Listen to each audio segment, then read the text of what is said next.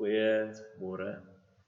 Ons oproep na aanbidding kom van Psalm 93. Die Here is koning. Hy bekleed hom met majesteit. Die Here bekleed hom. Hy omgord hom met krag. Die wêreld staan vas. Dit wankel nie. En vas staan u troon van ouds af. U is van altyd af daar. Riviere het gedruis, Here, riviere het gedruis. Riviere het gedreun, maar hoog bo die geraas van baie waters, hoog bo die golwe van die see, troon die Here in sy koninklike mag. U verordeninge staan baie vas. Heiligheid versier u huis, Here, tot in lengte van dae. Kom ons sing saam ons gesang saam. Besing die lof van Jesus saam.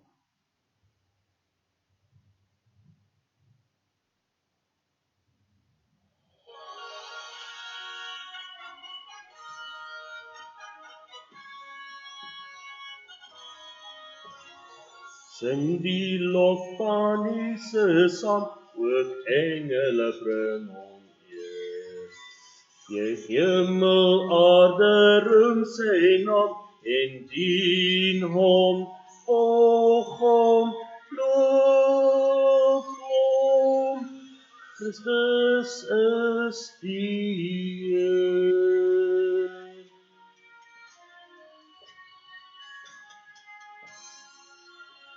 De nageslag van Israel, gee u Messias eer. Ek ken hom as Immanuel, en soek hom, vind hom, prys hom. Christus is die Heer.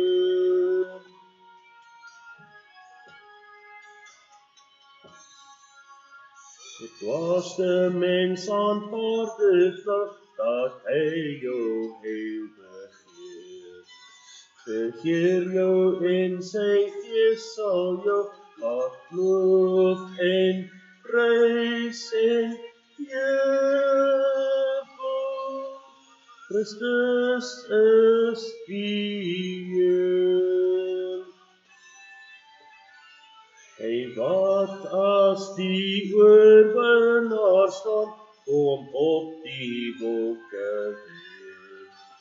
Het al wat leef jou loflied aan, en dien hom, volg hom, loof hom. Christus is die Heer.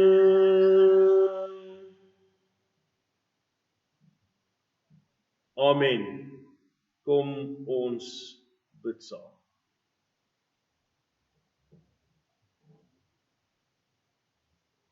Soewereine Here, ons dank U dat U heilig is.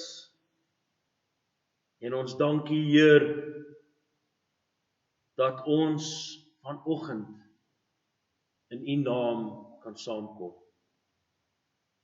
O Heer, ons is so dankbaar dat U soewerein is en dat U in beheer is van alles. Ons dank U, Heer, dat in hierdie moeilike tye, dat U saam met ons stap en dat U 'n baie goeie plan het vir elkeen van ons. En so Vader, ons dank U dat ons U naam kan prys en U naam kan eer. En Vader, ons kom vanoggend en vra dat U ons sal vergewe. Dat U ons sal vergewe vir al ons sondes. O Heer, ons bid in die naam van Jesus, dat sy bloed ons sal reinig en dat ons voor U kan staan in heiligheid. O Jesus, dankie dat U gekruisig was, dat U dood gegaan het en dat U op die derde dag weer opgestaan het. En ons bid nou, Vader, dat in die naam van Jesus, dat U teenwoordig sal wees deur die krag en die mag van die Heilige Gees. Ons bid, Heilige Gees,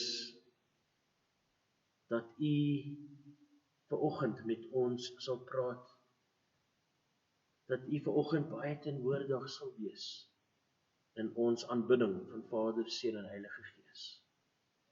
En ons bid nou, Heer, dat as ons kom by die lees en die preek van U woord, Heer, dat U ons sal lei en dat U die woord sal oopmaak vir ons, sodat ons dit sal verstaan en dat ons dit sal verkondig. Ons bid hierdie goed in die naam van Jesus. Amen. Ek wil vanoggend lees van die Openbaring, hoofstuk 2 en van verse 18 tot 29. Die Openbaring, hoofstuk 2, verse 18 tot 29. Skrywe aan die leraar van die gemeente in Thyatira. So sê die Seun van God, wie se oë soos vuurvlam en wie se voete soos geel koper is. Ek weet alles wat julle doen. Ek ken julle liefde, geloof, dienswaardigheid en volharding. En ek weet dat julle nou ook meer doen as tevore. Maar ek het dit teen julle, dat julle die vrou Isabel laat begaan. Sy doen haar as 'n profetes voor en leer en verlei my dienaars om onsedelikheid te bedrywe en afgods offervleis te eet. Ek het haar kans gegee om haar te bekeer, maar sy wil haar nie van haar onsedelikheid bekeer nie. Kyk, ek gee haar aan 'n siekbed oor en die mense wat met haar oorspel gepleeg het aan swaar lyding. As hulle nie van haar praktyke bekeer nie, haar volgelinge sal ek deur 'n pestsiekte om die lewe bring. Dan sal ek die gemeentes dan sal al die gemeentes weet dat dit ek is, die een wat die gedagtes en begeertes van die mens deurgrond. Ek sal elkeen van julle straf volgens julle doen en late. Maar vir julle ander in Thyatira, wat nie hierdie leer aanhang en nie die diep geheimenisse van die Satan, soos hulle dit noem, leer ken het nie.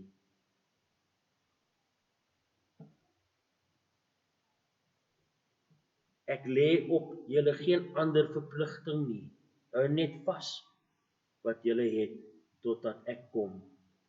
Aan elkeen wat die oorwinning behaal en tot die einde tot volhou om te doen wat ek wil hê, sal ek mag en gesag oor die nasies gee. Hy sal hulle met 'n yster scepter regeer. Hulle soos kleipotte stukken slaan. Dieselfde mag en gesag het ek ook van my Vader gekry. Daarby sal ek vir elkeen wat die oorwinning behaal, die morgenster gee. Elkeen wat kan hoor, moet luister na wat die Gees vir die gemeentes sê. Ons vra dat die Here sy woord sal seën in die naam van die Vader, Seun en Heilige Gees. Amen. Terwyl ons hierdie 7 briewe in die boek van Openbaring bestudeer, is dit nuttig om 2 dinge oor hulle te onthou. Eerstens is die briewe 'n prentjie van 7 soorte kerke wat ons in enige tyd en in enige periode van die geskiedenis sal bevind. Elke kerk in die wêreld vandag val in een of meer van hierdie kategorieë. Ons pas self by een van hulle. Die tweede ding is die profetiese aard van hierdie briewe. soos Ray Stedman uitwys. Dit is 'n voorskou van die kerk se hele geskiedenis wat voorlê, wat in 7 periodes val, van die eerste koms van ons Here tot by sy wederkoms. Dit is geskrywe in Openbaring 2 vers 18. Skrywe aan die leraar van die gemeente in Thyatira. So sê die seun van God, wie se oë soos vuurvlam en wie se voete soos geel koper is. Die brief aan die kerk van Thyatira is die langste van al die 7 briewe wat aan die kerke in Asië geskryf was. Die rede hiervoor is dat die kerk in Thyatira die korrupste kerk van die 7 is. Op 'n manier is die kerk in Thyatira die probleemkind.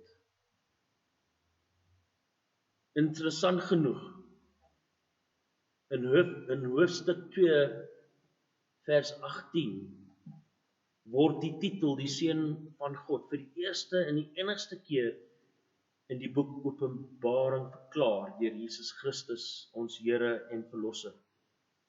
Daar is mense wat beweer dat Jesus nooit gesê het dat hy die seun van God was nie. Maar hier is een van die verskeie plekke in die Nuwe Testament waar hy hierdie aanspraak baie duidelik maak. Dit beteken natuurlik dat hy sy godheid benadruk. As die seun van God het hy oë soos vuurvlam, oë wat die valse maskers, die vermommings, die verkeerde houdings en voorgee van sy mense kan deurboor in die hart van wat hulle doen reg kan kry. Hy het voete soos geelkoper wat sonde onder die voet kan vertrap en die verkeerde dinge kan bestraf indien nodig. Albei is in die kerk van Thyatira benodig. Dit is geskryf in die Openbaring hoofstuk 2 vers 19. Ek weet alles wat julle doen. Ek ken julle liefde, geloof, dienswaardigheid en volharding. En ek weet dat julle nou ook meer doen as tevore. Daar was 'n paar goeie dinge aan die gang in hierdie kerk. Ons Here vertel hulle soos dit was. Ek ken julle dade, dit wil sê julle werke, julle liefde en geloof, julle diens en julle volharding. Dit is verband. Liefde lei tot diens, geloof lei tot volharding. As julle God liefhet, sal julle sy mense dien. Julle kan dit nie help nie. Dit is die teken dat jy hom liefhet en dat jy bereid is om hom te dien deur sy mense. En as jy geloof het, sal jy volhard. Jy sal verstaan dat God in beheer is en dat dinge sal uitwerk volgens sy doel. Jy hou by jou werk. Jy moet nie ophou nie. Hier was dus 'n kerk wat baie mense wat God liefgehad het en sy mense gedien het. Hulle het in sy woord vertrou en hulle het volhard. Hulle het baie gehelp en hulle het volgehou. Na mate ander betrokke geraak het die kerk gegroei. Dit is geskryf in Openbaring 2 vers 20 tot 23. Maar ek het dit teen julle, dat julle die vrou Isabel laat begaan. Sy doen haar as profetes voor en leer en verlei my dienaars om onsedelikheid te bedrywe as afgods offervleis te eet. Ek het haar kans gegee om haar te bekeer, maar sy wil haar nie van haar onsedelikheid bekeer nie. Kyk, ek gee haar aan 'n siekbed oor en die mense wat met haar oorspel gepleeg het aan swaar lyding. As hulle nie van haar praktyke bekeer nie, haar volgelinge sal ek deur 'n pestsiekte om die lewe bring, dan sal al die gemeentes weet dat dit ek is, die een wat die gedagtes en begeertes van die mens deurgrond. Ek sal elkeen van julle straf volgens julle doen en late. William Barclay argumenteer: hier was die probleem met Thyatira. Die bedreiging kom van binne die kerk af. Daar was 'n sterk beweging onder leiding van 'n vrou, aangedui as Isabel, wat gepleit het om afvallig met die wêreld te wees en om die standaarde van die wêreld te volg in die belang van die sakewêreld en kommersiële welvaart wat dit bring, en sonder twyfel gehandhaaf was, dat die Heilige Gees hulle van enige skade sou bewaar. Die antwoord van die opgestane Christus is om ongewonde. Met sulke dinge moet die Christen niks te doen hê nie. Hier was 'n vrou wat deur leerstellings vir die mense gesê het, wat julle doen, dit mag so sonde lyk, maar dit sal oukei wees. God sal sy Heilige Gees stuur en hy sal julle bewaar. Maar ons kan van hierdie woorde sien van Christus, dat hy duidelik hier sê, dat dit is nie wat hy wil hê nie. Daar was blykbaar 'n vrou in die kerk by Thyatira, wat 'n baie dominante en manipulerende leier was. Jesus noem haar Isabel. Dit was natuurlik nie haar naam nie, maar ons Here noem mense altyd volgens hul karakter. Dit is waarom hy mense gereeld in die evangelie hernoem. Hier kies hy die naam van die slegste vrou in die Ou Testament. Koningin Isabel van die Ou Testament het Israel se verhouding met God in die drang gebring deur die afgoderry van Baal en Asherah te bevorder.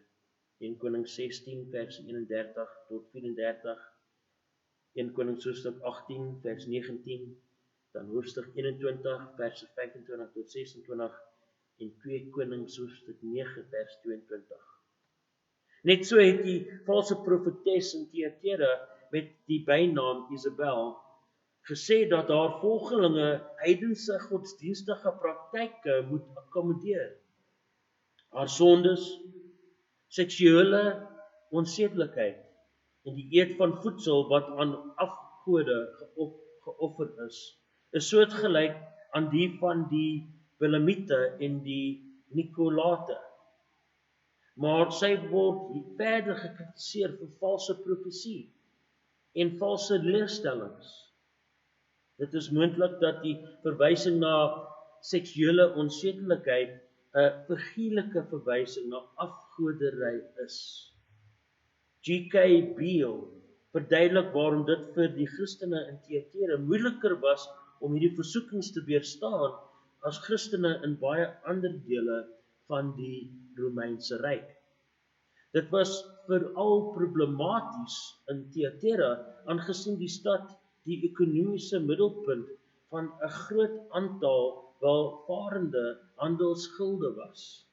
Die stad het 'n gilde vir byna elke handel gehad, en die meeste mense wat by enige ekonomiese aktiwiteit betrokke was, het tot een of ander van hierdie gilde behoort. Aangesien al die gilde beskermheer gode gehad het, word daar van Christelike gildelede verwag om hulde te bring aan heidense gode tydens amptelike gilde vergaderings, wat gewoonlik feestelike geleenthede was, wat dikwels gepaard gegaan het met immorele gedrag. Nie deelname sou lei tot ekonomiese uitsluiting. Hierdie ekonomiese faktor was waarskynlik die rede dat die leerstellings van Isabel so baie volgelinge opgedoen het. Isabel in Theatere noem haarself 'n profetes. Daar is niks verkeerd daarmee op sigself nie. Ek wil dit duidelik stel dat daar niks met haar geslag verkeerd was nie. Dit was haar leerstellings. Daar was ander vroue profete in die Bybel. Die Ou Testament noem 'n aantal van hulle wat in Israel gerespekteer was. In die boek Handelinge in die Nuwe Testament word vertel van Filippus, daardie wonderlike, geesvervulde evangelis wat oor die hele land Israel gepreek het. Hy het 4 dogters gehad wat profetesse was en wat in die kerk geprofeteer het. Maar die probleem met Isabel is dat sy 'n valse profeet was. Ons Here wys daarop wat haar leerstellings was. Sy het mense geleer dat daar 'n toegewing was vir Christene om in seksuele onsedelikheid en afgoderry betrokke te wees. In sy genade het die Here haar tyd gegee om haar te bekeer. Maar sy het geen tyd gehad om daarin belang gestel nie. Die feit dat sy Isabel genoem is, dui daarop dat sy nie net 'n valse profeet was nie, maar 'n ongelowige profeet was. Die kwessie hier was toe 'n oproep gemaak is dat sy bekeer van haar sondes. Dit wil sê om haar gedagtes te verander oor haar huidige bose gang en toestand en oor haar behoeftes aan Christus, sodat sy haar tot geloof sal bekeer. In vers 22 verwys na haar oordeel oor haar versuim om te bekeer.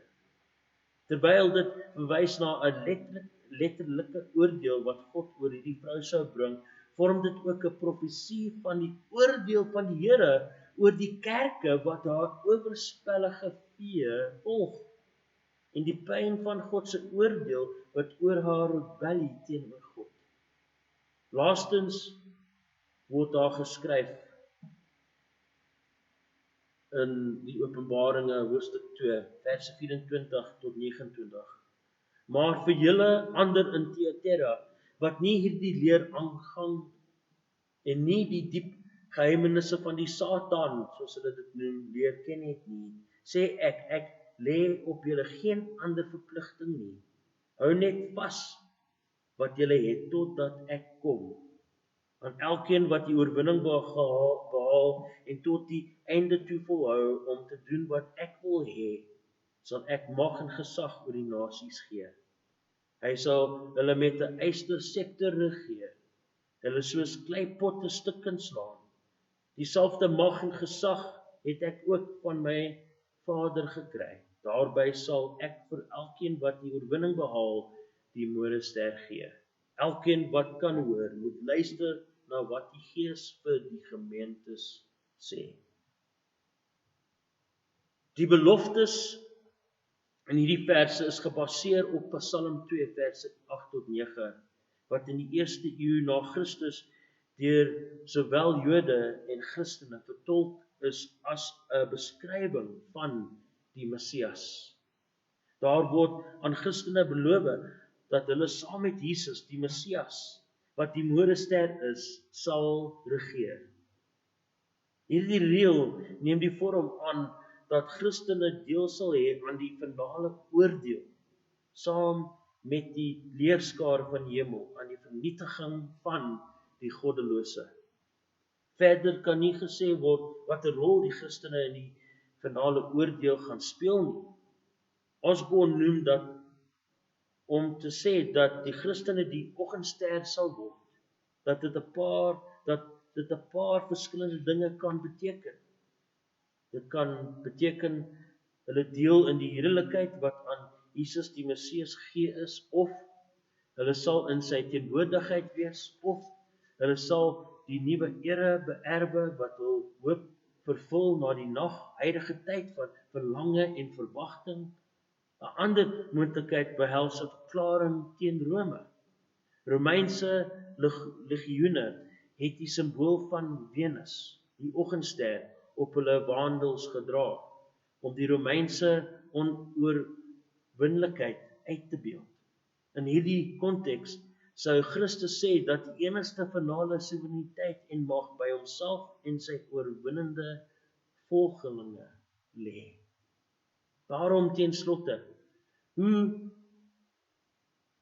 sag is Jesus Christus ons Here en Verlosser teenoor sy getroue diensknegte. Hy lê niks op sy diensknegte nie, maar wat ten goeie is vir hulle nie. Dit is 'n belofte van 'n beloning aan die volhardende, oorwinnende gelowige, ook kennis en wysheid, geskik vir sy mag en heerskappy. Christus bring dag saam met hom in die siel, die lig van genade en heerlikheid, en die teenwoordigheid en genot van hom, ons Heer en Verlosser. Laat ons na elke oorwinning ons voordeel teen die vyand opvolg, sodat ons die werke van Christus tot die einde toe kan behou in die oorwinning. My vriend, moenie opgee nie. Bly getrou aan Jesus Christus. Moenie luister na valse leerstellings nie, maar hou u oë op Jesus. Volg vir Jesus en hy sal vir jou die oorwinning gee. Amen. Kom ons bid saam. Liewe Heer, ons dankie vir u woord. Ons dankie dat ons op u woord kan vertrou. En Here, ons bid dat ons nie deur valse leerstellings van u weggedra sal word nie. Maar ons bid, Here, dat ons oë op Jesus sal hou. Dat ons nie korrup sal word soos die kerk in Thyatira nie. Maar ons bid, Here, dat ons sal volhard, dat ons in u sal glo en dat ons oorwinnaar sal wees deur u help en u teenwoordigheid. Ons bid dit in Jesus se naam. Amen. Aan hom wat magtig is om julle van struikeling te bewaar en julle onbevlek en met vreugde sy heerlikheid te laat aanskou, aan die enigste God, ons Verlosser, deur Jesus Christus ons Here. Aan hom behoort die heerlikheid en die majesteit, die krag en die mag van alle ewigheid af, ook nou en tot in alle ewigheid. Amen.